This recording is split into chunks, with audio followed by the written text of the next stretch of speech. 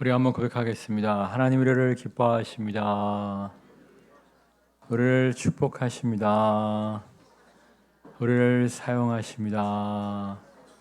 정말 주님 앞에 나와 주님을 찬양하는 우리들 모두를 하나님이 너무나 기뻐하시며 축복하시며 사용하심을 믿고 나아가는 모두가 되시기를 주님의 이름으로 축원합니다. 요즘 보면 행복이란 무엇인가 수많은 책과 강연, 논문들이 쏟아져 나오고 있는 것을 볼 수가 있습니다. 과연 행복이란 무엇일까요? 과연 무엇이 있어야, 어떻게 해야 우리가 정말 행복한 인생을 살아갈 수가 있을까요? 돈일까요? 휴식일까요? 그것도 다 필요한 겁니다. 여러분, 돈도 행복의 요소 중에 하나고요. 휴식도 행복의 요소 중에 하나인 것은 맞습니다. 그러나 돈이 주는 행복, 휴식이 주는 행복은 잠깐뿐입니다. 우리가 지속적인 행복을 누리기 위해서는 무엇이 필요할까요? 많은 심리학자들은 쓰임받는 인생이라고 이야기를 합니다.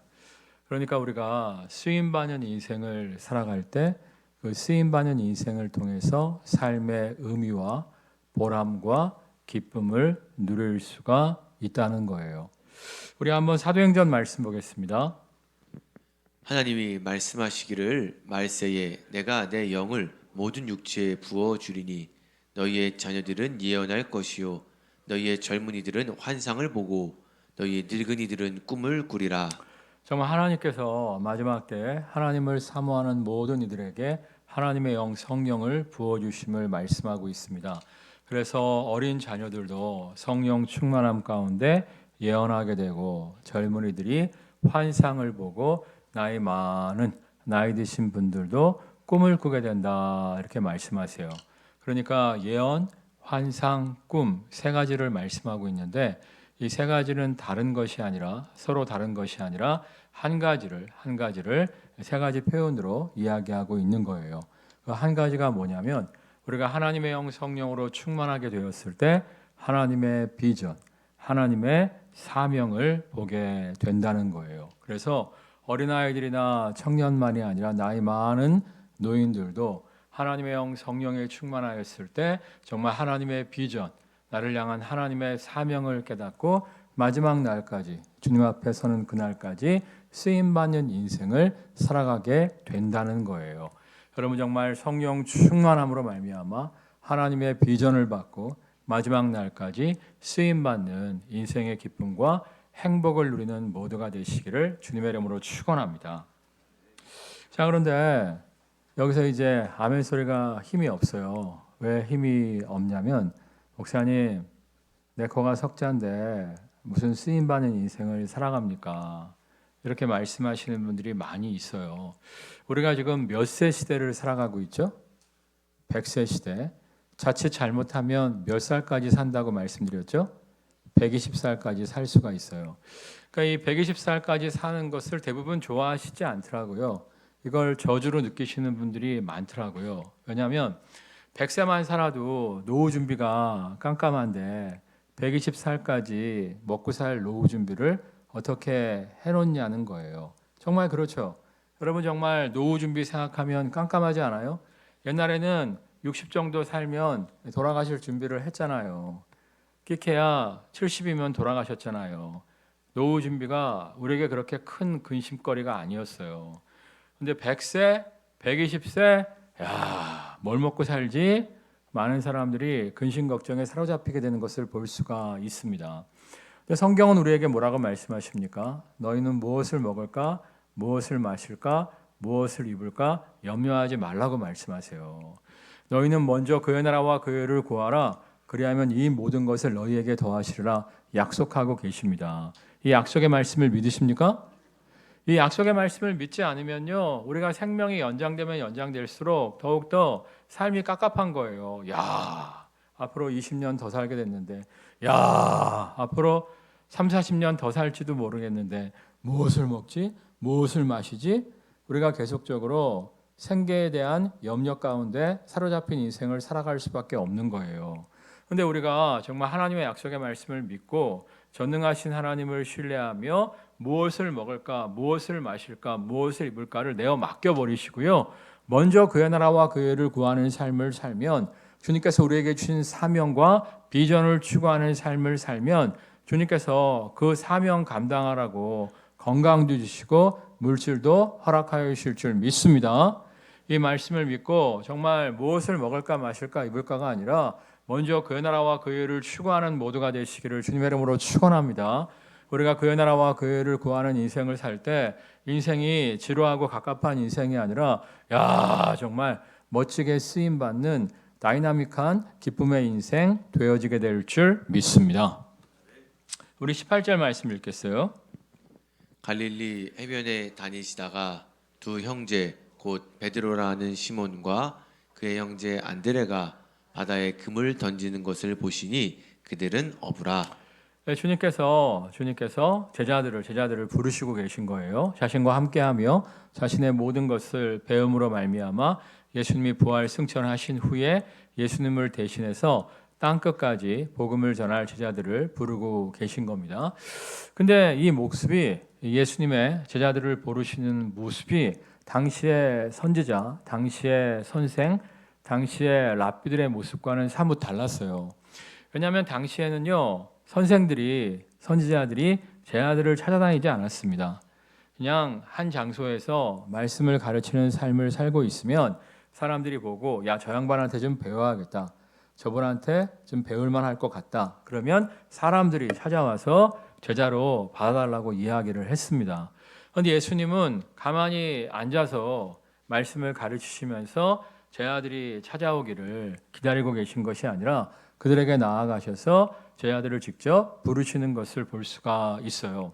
지난 시간에도 말씀드렸죠. 세례 요한은 사람들이 없는 광야에 허벌판 유다 광야에서 회개하라, 천국이 가까우니라 천국 복음을 선포했다고 말씀을 드렸어요.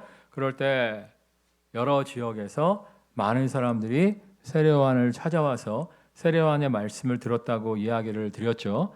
반대로 예수님은 어떻게 하셨어요? 당시에 시장통이었던 유대인들이 멸시하는 이방인들이 득실거렸던 가버나움에 가셔서 영적인 어둠 가운데 있는 자들을 찾아가셔서 그들에게 복음을 전파했다고 말씀을 드렸습니다. 이번에도 제자들을 기다리고 계신 것이 아니라 찾아가셔서 제자들을 부르시고 계시는 것을 볼 수가 있어요. 그 이유가 뭘까요?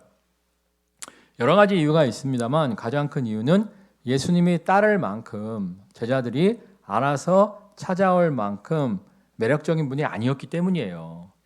당시에 예수님이 아직 사역을 본격적으로 시작하지 않으셨기 때문에 어떠한 기적도 어떠한 치료도 행하시지 않았습니다. 나중에 예수님이 막 병자들을 치유하시고 여러 가지 기적을 행하셨을 때에는 사람들이 구름대처럼 몰려와서 서로 제자 삼아달라고 간청하는 것을 볼 수가 있죠. 근데 당시에 예수님은 주목받지 못했던 선지자, 별로 매력적이지 못한 선지자였어요. 이 반대로 세례 요한 같은 경우에는 어떻습니까? 세례 요한은 스펙이 좋았습니다. 세례 요한의 아버지가 직업이 뭐였죠? 성경을 보면 세례 요한의 아버지가 뭐 하고 있을 때 하나님의 천사를 만나서 세례 요한이 태어난다는 소식을 듣게 되죠? 지성소에서 하나님을 예배하고 있을 때. 지성소에는 누구만 들어갈 수 있습니까?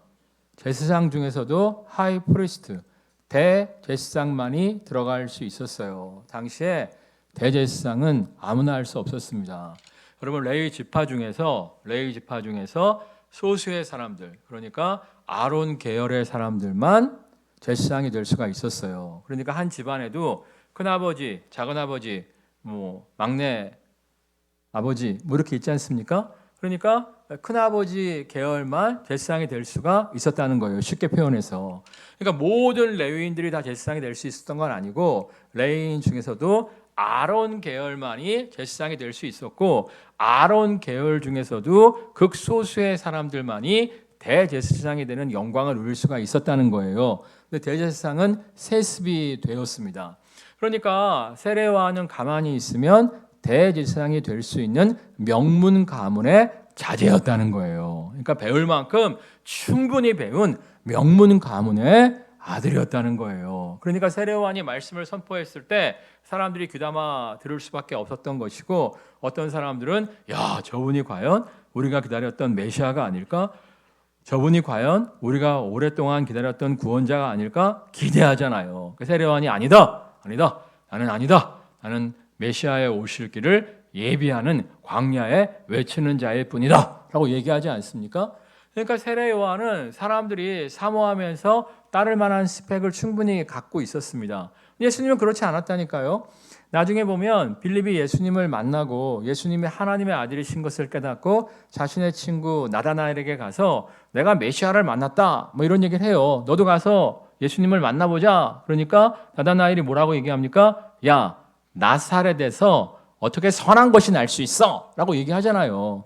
그러니까 예수님이 나사렛에서 자라셨는데 나사렛은 촌동네거든요. 정말 못 배우고 가난한 사람들이 살던 동네였거든요.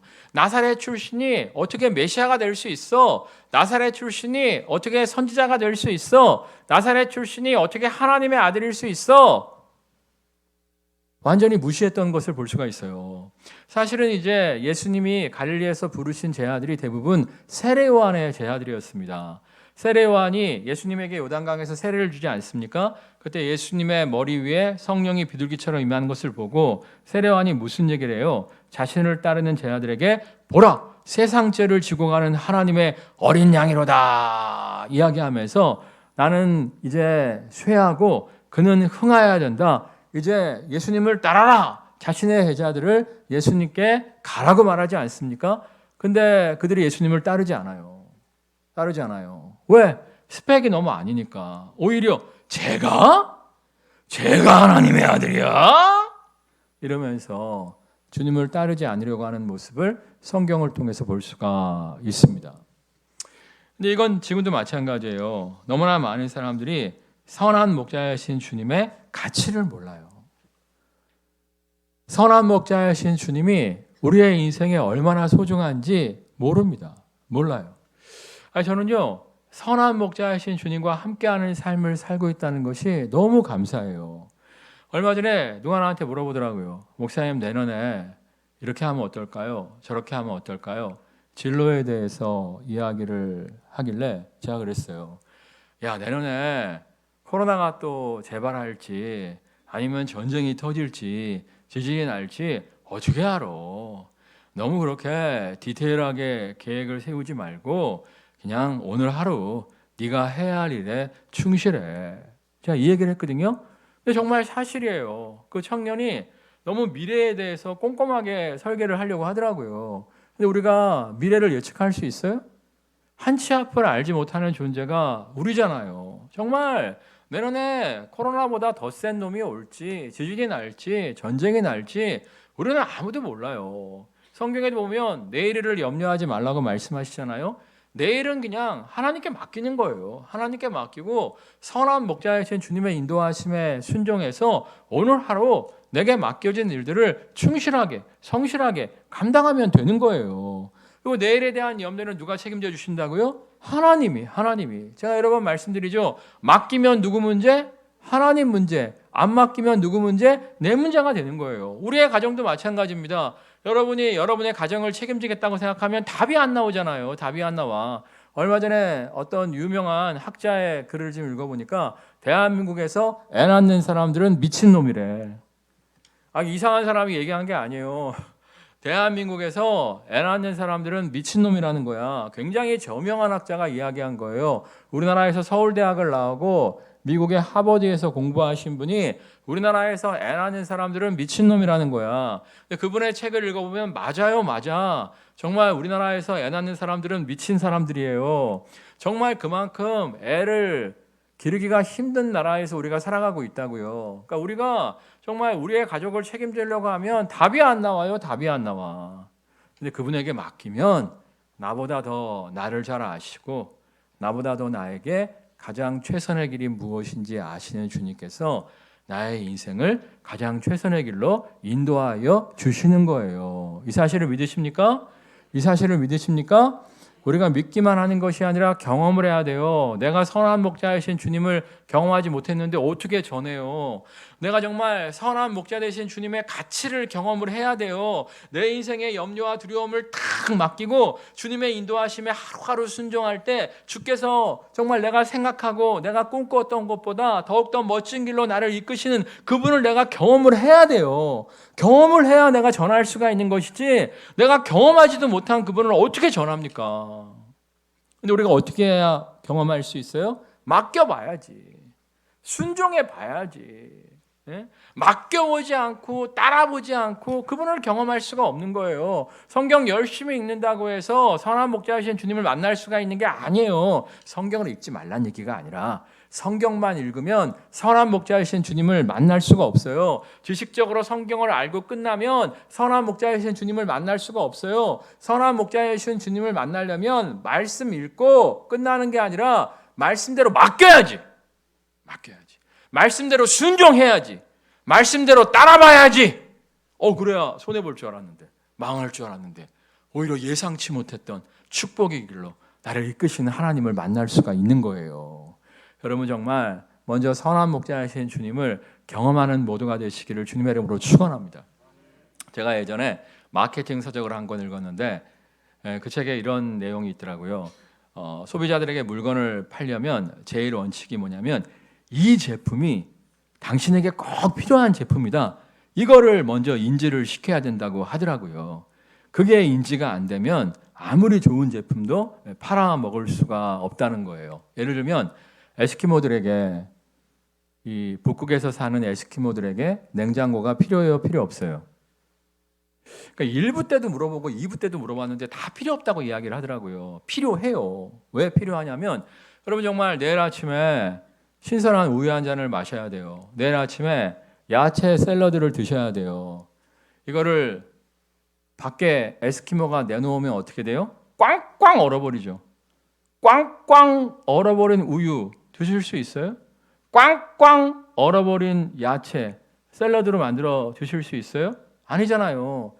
냉동고는 필요하지 않다 할지라도 에스키모들에게도 냉장고는 필요해요. 집안에 냉장고가 있어야 우유도 넣어놓고 야채도 넣어놨다가 신선하게 보관했다가 먹고 싶을 때 자유롭게 꺼내 먹을 수가 있는 거잖아요. 그래서 정말 전자제품 회사에서 에스키모들에게 그거를 이해시키는데 시간이 좀 많이 걸렸다는 거예요. 그래서 우리도 냉장고가 필요하구나 이걸 이해하게 되니까 정말 지금은 에스키모 모든 가정에 냉장고가 한 대씩 다 보급되어졌다는 거예요. 내가 그걸 딱 읽으면서 맞다 말이야. 선한 목자 되신 주님이 너무나 필요한데 정말 한치 앞을 알지 못하는 우리 인생들에게 선한 목자 되신 주님이 너무나 필요한데 이걸 모르는구나. 이걸 어떻게 그들에게 깨닫게 할 수 있을까? 정말 안타까워했던 기억이 있어요. 여러분 정말 여러분이 먼저 선한 목자 되신 주님을 만나시고요. 정말 방황하는 인생들에게 선한 목자이신 주님을 그분이 꼭 필요한 분임을 소개하는 모두가 되시기를 주님의 이름으로 축원합니다. 근데 요즘에 정말 이 전도가 어떻게 보면 쉬워요. 왜냐하면 요즘에 공황장애를 앓고 있는 분들이 사실 상당히 많거든요. 어디 가나 공황장애를 앓고 있는 분들이 굉장히 많아요. 어디 가나 우울증에 사로잡혀 있는 분들이 많습니다. 왜냐하면 그만큼 우리가 지금 힘든 세상을 살아가고 있거든요. 그러니까 요즘에 수면 장애를 앓고 있는 분들도 많다면서요. 그래갖고 이제 푹 자는 약이나 푹 자는 기계 이런 게 날개도 친 듯 팔린다고 하더라고요. 왜 잠을 못 자요? 여러 가지 이유가 있을 수 있습니다만 가장 큰 이유는 내일에 대한 염려라고요. 내일에 대한 두려움 때문에 잠을 못 자는 거예요. 근데 우리가 선한 목자이신 주님을 딱 만나면 어때요? 다 맡겨버리고 잠들 수 있는 거예요. 여러분 정말 선한 목자 되신 주님을 먼저 만나시고 여러분이 만난 선한 목자이신 주님을 전파하는 모두가 되시기를 주님의 이름으로 축원합니다. 우리 19절 말씀 읽겠습니다. 19절 말씀하시되 나를 따라오라 내가 너희를 사람을 낚는 어부가 되게 하리라 하시니 예수님께서 이제 제 아들을 부르시면서 따라오래요. 따라오게 되면 사람 낚는 어부가 될 것이다 이렇게 말씀하고 있는데 이제 우리가 이제 전도자의 사명으로 주님이 우리를 부르셨다는 건 아는데 이게 이제 짐으로 다가올 때가 많아요. 전도해야 되는데 전도가 너무 힘들어. 이런 생각하실 때가 굉장히 많은데 주님은요 우리에게 사람 낚는 어부가 되라 이렇게 말씀하신 게 아니에요. 이 19절 말씀을 자세히 읽어볼까요? 시작. 말씀하시되 나를 따라오라 내가 너희를 사람을 낚는 어부가 되게 하리라 하시니. 우리는 주님을 따르기만 하면 돼요. 주님을 따르기만 하면 오토매틱으로 우리가 어떠한 존재가 된다고 말씀하고 있어요. 사람을 낚는 어부가 되게 하리라. 주님이 그렇게 만들어 주신다는 거예요. 이 이유가 뭐냐면 우리가 주님과 함께하는 삶을 살다 보면 누구의 마음을 담게 돼요? 주님의 마음을 담게 되잖아요. 보통 이제 아내들이 기분 나빠하는 말이 있는데 부부가 오래 살면 서로 닮게 된다. 이러면 이제 남편들은 별로 기분 안 나빠하는데 아내들은 다 기분 나빠하대. 이유를 잘 모르겠는데 하여튼 부부가 오래 함께 살게 되면 아무리 부인하고 싶어도 닮게 되어 있어요. 마찬가지로 우리가 주님과 동행하는 삶을 살게 되면 우리가 누구를 닮게 돼요? 주님을 닮게 된단 말이야. 특별히 주님의 외모를 닮는 게 아니라 주님의 마음을 닮게 되는 거예요. 주님께서 왜 하늘의 영광을 버리고 이 땅에 오셨죠? 불쌍히 여기셨기 때문이잖아요. 정말 죽어가는 영혼들을 보고 하나님 없이 방황하며 살다가 하나님 없이 자신의 힘과 수고만을 믿고 껄떡거리며 살다가 결국에 하나님 없는 곳에서 깨어날 그 영혼들을 불쌍히 여기심으로 말미암아 이 땅에 구원자로 오신 거 아니겠습니까? 그 성경을 가만히 읽어보시면 예수님의 모든 활동, 예수님의 모든 사역의 원동력은 뭐예요? 불쌍히 여기심, 민망히 여기심이에요. 오병이어도 배고파하는 군중들을 바라보면서 불쌍히 여기사, 민망히 여기사 오병이의 기적을 베풀어 주셨고요. 병자들을 바라보면서 불쌍히 여기사, 민망히 여기사 병자들을 치유해 줬다고 말씀하고 있어요. 그러니까 우리가 주님과 동행하는 삶을 살다 보면 우리의 마음속에 뭐가 생기냐면 주님처럼 민망히 여기는 마음, 불쌍히 여기는 마음이 생겨나는 거예요. 그래서 나보다 더 잘 먹고 잘 사는 것 같아도 예수 안 믿고 살아가는 인생들을 보면 불쌍히 여기는 마음이 저절로 발생하기 때문에 나도 모르게 하나님 저 영혼이 예수님께로 돌아올 수 있도록 역사하여 주옵소서. 저 영혼을 어떻게 하면 주님께로 인도할 수 있겠습니까? 나도 모르게 사람 낚는 어부의 삶을 살아가는 스스로를 발견할 수가 있는 거예요. 사랑도 마찬가지입니다. 요한일서에 보면 사랑하지 아니하는 자는 하나님을 알지 못하나니 이는 하나님은 사랑이심이라 이 말씀 있지 않습니까? 제가 청년 시절 그 말씀을 처음 접했을 때는 이게 의무요 명령이라고 생각됐어요. 사랑하지 아니하는 자는 하나님을 알지 못하나니 이는 하나님은 사랑이심이라. 내가 예수님을 믿음으로 말미암아 하나님을 알지, 하나님을 진짜 배기로 아는 자라면 사랑해야 되는데 내가 이렇게 사랑이 안 될까? 주님 사랑의 능력을 허락하여 주시옵소서. 사랑하지 못하는 나를 불쌍히 여겨 주옵소서. 사랑하자, 아싸 사랑하자. 그러면서 사랑을 어떤 명령, 의무, 책임으로 여기고 사랑하기 위해서 힘쓰고 애썼던 시절이 있었어요. 그게 아니라니까.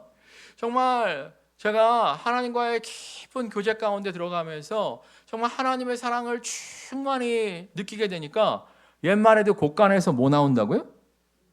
인심 난다고. 내 안에 하나님의 사랑이 충만히 임하니까 사랑이 흘러. 사랑하자, 아싸 사랑하자. 이게 아니라 하나님의 사랑이 내 안에 흘러 넘치게 되면 사랑의 마음이 그냥 흘러. 누가 시키지 않아도 의무와 책임이 아니라 나도 모르게 사랑의 삶을 실천하고 있는 스스로를 발견할 수가 있더라고요. 그러니까 여러분들이 내가 너무 팍팍하다, 내가 너무 베풀 줄도 모르고 내가 너무 사랑의 삶을 못 살고 있다, 이거 딴 거 아니야. 하나님과 여러분의 관계가 문제가 생긴 거예요. 하나님과 여러분의 관계가 문제가 있기 때문에 사랑이 흐르지 못하는 거예요. 그러니까 여러분들이 먼저 하나님과의 관계가 회복되어지잖아요. 그러면 사랑이 흐른다니까. 정말 우리가 주님과 온전히 동행하는 삶을 살잖아요. 그러면 정말 주님을 사랑하는 마음이 흐른다고요. 예? 그러면 진짜 다 불쌍히 여겨져요. 예. 여러분 정말 주님과의 깊은 교제를 회복함으로 말미암아 억지가 아니라 의무가 아니라 책임이 아니라 주님의 마음을 닮음으로 말미암아 사람 낚는 어부의 삶을 살아가는 모두가 되시기를 주님의 이름으로 축원합니다. 우리 22절 말씀 읽겠습니다. 22절. 그들이 곧 배와 아버지를 버려두고 예수를 따르니라. 제자도라고 하는 게 있는데 예수님을 어떻게 따라야 되는가? 제자도라고 하는 이야기가 있어요. 근데 제자도에서 두 가지 키워드가 있는데 그게 뭐냐면 버림과 따름이에요. 버림과 따름. 주께서 우리를 부르실 때 우리가 주님의 제자로서 주님을 온전히 따르기 위해서는 두 가지가 필요하다는 거예요. 뭐라고요? 버림과 따름. 이 버림이 없이는 주님을 사실은 따를 수가 없어요. 누릴 거 다 누리고 먹을 거 다 먹고 할 거 다 하고 주님을 도저히 따를 수가 없는 거예요. 이 시간도 마찬가지예요. 여러분이 단잠을 포기하신 거잖아요. 예? 주일 오전에 단잠을 버리고 주님 앞에 나왔기 때문에 주님을 예비할 수 있는 것 아니겠습니까? 그러니까 여러분이 정말 주님을 따르려고 한다고 하시면서 여러분의 삶에 버림이 없어. 버림이 없어. 그러면 결코 여러분이 주님을 따를 수가 없는 거예요. 근데 흑암의 권세는 우리에게 항상 이렇게 얘기해요. 그래, 버려. 버려야 따를 수 있는 거 맞아. 버려. 근데 조금 있다가. 지금은 아직 때가 아니요. 조금 있다가 버려. 따르지 말라는 게 아니야. 따로. 근데 조금 있다가. 지금은 때가 아니요. 이렇게 얘기해요. 제가 이제 공부 못하는 아이들의 특징을 보면은 시험 기간이 다가왔어요. 내일 시험이 있어요. 그러면 책상 앞에 앉아서 뭘 해야 되죠? 공부를 해야 돼요. 공부 못하는 아이들의 특징이 뭐냐면 책상 앞에 딱 앉으면 오랜만에 앉았어요. 오랜만에 딱 앉았는데 책상이 너무 지저분해. 책상 정리를 시작해. 그리고 과목별로 다 책을 이렇게 막 꼽아놔야 돼. 예? 연필도 다 깎아야 돼. 안 깎아도 되는데 다 깎어. 그래서 책상 정리하는데 2-3시간이 투자가 돼요. 그러면 힘쓰고 애썼잖아요. 2-3시간 동안 얼마나 피곤하고 힘들고 출출해요. 라면을 하나 드세요. 그럼 뭐가 오기 시작하죠? 식곤증이 오기 시작해요. 한숨 주무세요. 다음날 아침이야. 제가 그랬어요. 제가 중학교 때 제가 그랬어요. 그러다가 이제 우연히 이제 어디 가갖고 잡지를 하나 보게 됐는데 그 잡지에 보니까 피아니스트의 글이었는데 그 양반은 아침에 일어나자마자 양치도 안 하고 세수도 안 하고 그냥 피아노 앞에 앉는다는 거예요. 피아노 앞에 앉아서 우선 막 피아노를 친대요. 예? 피아노를 열심히 친다는 거예요. 3시간을 친대. 그러고 나서 뭐 양치를 하든지 뭐 세수를 하든지 뭐 아침을 먹든지 이렇게 한다고 하더라고요. 내가 그 잡지를 읽고 중학생이었는데 깨닫는 바가 컸어요. 야, 나도 공부하기 전에 워밍업이 너무 길다. 그래갖고 그 다음부터는 책상이 뭐 지저분하든 말든 신경 안 쓰고 앉자마자 공부를 했어요. 앉자마자 일단 공부를 했어. 성적이 올라가더라고. 여러분 옛말에도 시작이 뭐라고 나와 있어요? 반이다. 그러니까 시작을 해야 된다니까. 주님을 따르는 삶도 마찬가지예요. 조금 있다가 나중에 이러면 안 돼요. 일단 주님을 따르는 삶을 시작해야 돼요. 과감하게 버릴 건 버리고 주님을 따를 때 우리가 주님을 따르는 삶을 살아갈 수가 있는 것이지 계산기 두드리면서 조금 있다가요. 형편 좋아지면요. 그러면 기차 떠나가고 손 흔드는 거예요. 여러분 사실 전도도 마찬가지입니다. 뭐 이번 사순절만 있어?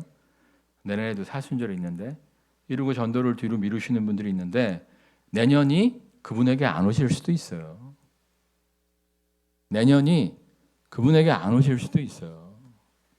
정말 고속도로 타고 가다 보면 오늘의 교통사고 나와 있잖아요.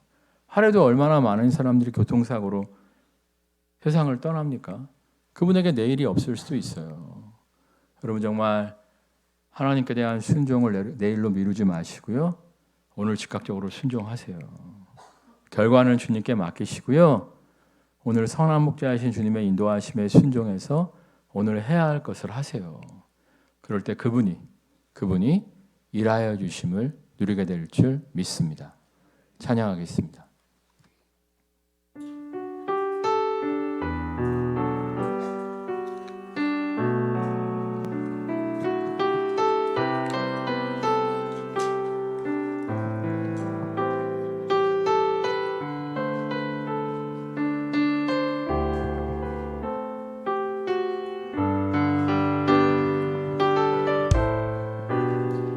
나의 주님께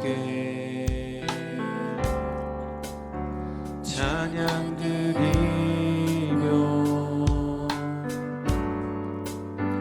그 크신 사랑 주임들 감사해. 어둠 속에 찾아오셔서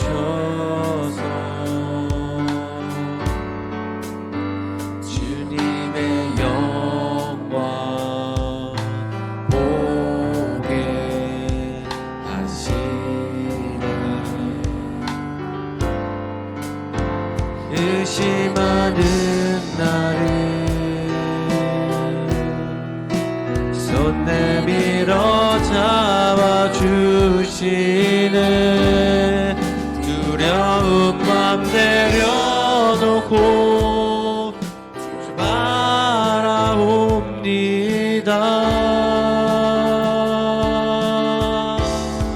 주님을 보게 하소서.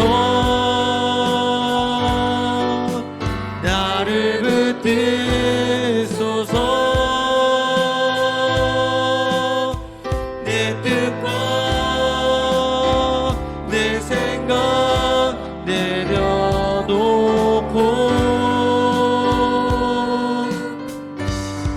주님 앞에 나 엎드려 주의 음성 기다리니. 나를 부르실 때 믿음으로 걸어가리. 주님을 보게 하소서. 주님을 보게 하소서. 나를 붙드소서.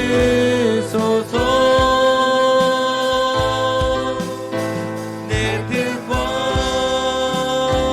내 생각 내려놓고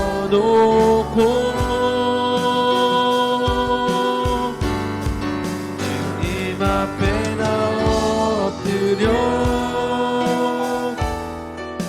주의 음성 기다리니. 나를 부르실 때 믿음으로 걸어가리.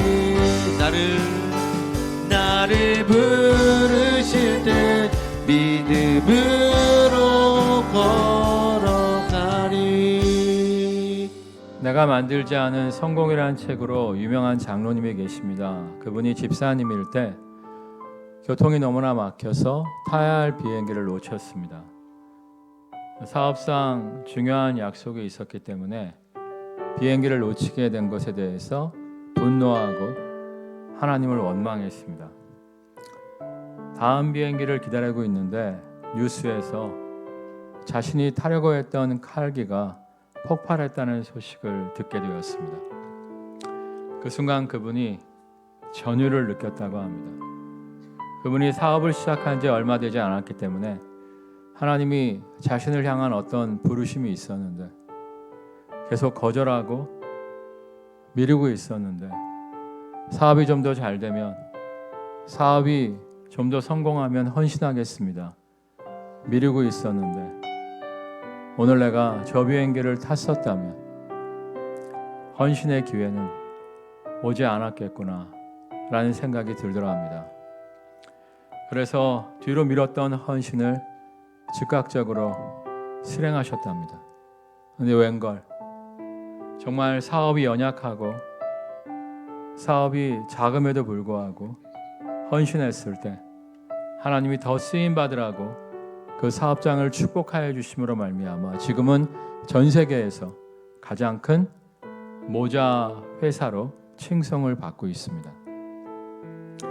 우리 교회도 마찬가지예요. 우리 교회가 다른 교회에 후원이 없으면 월세도 감당하기 힘든 시절부터 4대 명절원금으로 장학사업, 구제사업, 선교사업에 헌신했습니다. 나중에 부흥되면 헌신할게요가 아니라 힘들고 어려울 때 헌신했더니 1년 만에 다른 교회의 도움 없이 모든 재정을 감당할 수 있는 교회로 하나님이 축복하여 주셨습니다. 여러분, 헌신을 뒤로 미루지 마세요. 하나님의 부르심을 뒤로 미루지 마세요. 내일은 기회가 오지 않을 수 있습니다. 오늘 그 부르심에 응답함으로 말미암아 쓰임받는 인생 되어지게 하여 주옵소서. 합심해서 기도하겠습니다. 사랑과 은혜가 충만하신 주님, 하나님의 부르심을 너희를 향하게 되지 않도록